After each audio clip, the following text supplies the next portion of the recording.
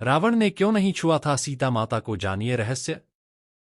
नमस्कार दोस्तों, आज हम आपको इस वीडियो के माध्यम से बताएंगे कि रावण ने क्यों नहीं छुआ था सीता माता को। दोस्तों, भगवान राम की अर्धांगिनी मां सीता का पंचवटी के पास लंकाधिपति रावण ने अपहरण करके 2 वर्ष तक अपनी कैद में रखा था। लेकिन इस कैद के दौरान रावण ने माता सीता को छुआ तक नहीं था। तो ऐसा क्या कारण था कि रावण ने सीता माता को छुआ तक नहीं? क्या माता सीता में सतीत्व की शक्ति थी या कि रावण डरता था भगवान राम से? कहीं ऐसा तो नहीं कि रावण ने कोई वचन धारण कर रखा हो या वह किसी शाप से बंधा हो? दोस्तों, रावण जब सीता के पास विवाह प्रस्ताव लेकर गया तो माता ने घास के एक टुकड़े को अपने और रावण के बीच रखा और कहा, हे रावण, सूरज और किरण की तरह राम सीता अभिन्न है। राम व लक्ष्मण की अनुपस्थिति में मेरा अपहरण कर तुमने अपनी कायरता का परिचय और राक्षस जाति के विनाश को आमंत्रित कर दिया है। तुम्हारे को श्री राम जी की शरण में जाना इस विनाश से बचने का एकमात्र उपाय है, अन्यथा लंका का विनाश निश्चित है। दोस्तों, सीता माता की इस बात से निराश रावण ने राम को लंका आकर सीता को मुक्त करने को 2 माह की अवधि दी। इसके बाद रावण या तो सीता से विवाह करेगा या उसका अंत।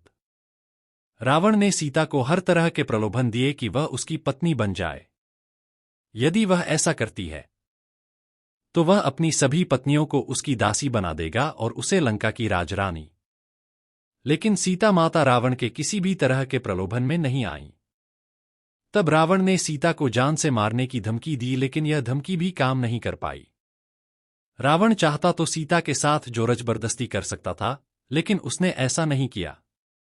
आखिर इसके क्या कारण थे, जानेंगे अगले पन्नों पर। दोस्तों, राम के भाई लक्ष्मण ने रावण की बहन शूर्पणखा की नाक काट दी थी। पंचवटी में लक्ष्मण से अपमानित शूर्पणखा ने अपने भाई रावण से अपनी व्यथा सुनाई और उसके कान भरते कहा, सीता अत्यंत सुंदर है और वह तुम्हारी पत्नी बनने के सर्वथा योग्य है। तब रावण ने अपने मामा मारीच के साथ मिलकर सीता अपहरण की योजना रची।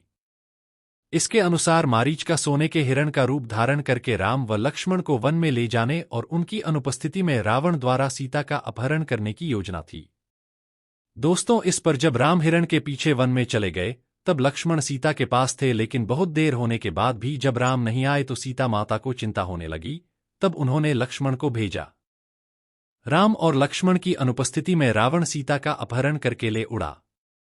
अपहरण के बाद आकाश मार्ग से जाते समय पक्षीराज जटायु के रोकने पर रावण ने उसके पंख काट दिए।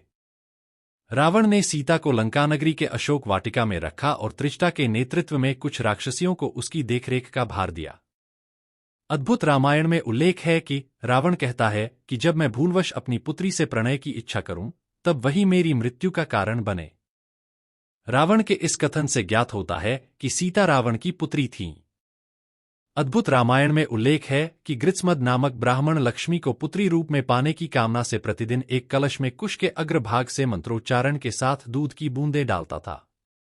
एक दिन जब ब्राह्मण कहीं बाहर गया था तब रावण इनकी कुटिया में आया और यहां मौजूद ऋषियों को मारकर उनका रक्त कलश में भर लिया। यह कलश लाकर रावण ने मंदोदरी को सौंप दिया। रावण ने कहा कि यह तेज विष है, इसे छुपाकर रख दो। मंदोदरी रावण की उपेक्षा से दुखी थी। एक दिन जब रावण बाहर गया था तब मौका देखकर मंदोदरी ने कलश में रखा रक्त पी लिया। इसके पीने से मंदोदरी गर्भवती हो गई। दोस्तों, अगर हमारी स्टोरीज से जुड़े आपके कुछ सवाल हैं तो वो आप हमें कमेंट में बताएं।